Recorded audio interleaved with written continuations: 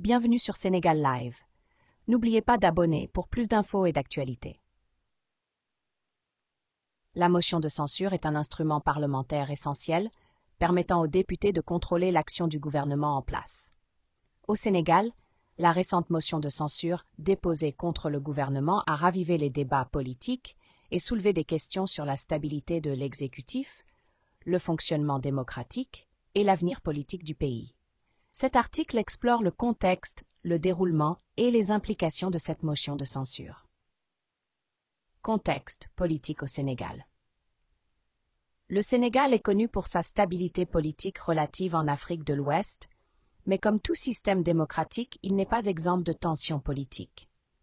Ces tensions ont été exacerbées par des désaccords entre l'exécutif et certaines factions de l'Assemblée nationale, notamment autour de questions économiques, de la gestion de la pandémie de Covid-19, de la gouvernance et de réformes électorales controversées.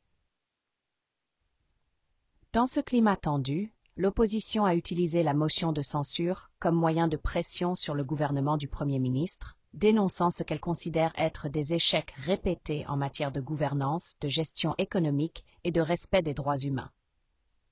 Ce recours à la motion de censure marque une étape importante dans le débat parlementaire et dans la stratégie politique de l'opposition sénégalaise. Déroulement de la motion de censure. La procédure de motion de censure au Sénégal est encadrée par la Constitution et le règlement intérieur de l'Assemblée nationale. Pour qu'une motion de censure soit déposée, elle doit être signée par un minimum de députés, généralement représentant au moins 1/10 de l'Assemblée.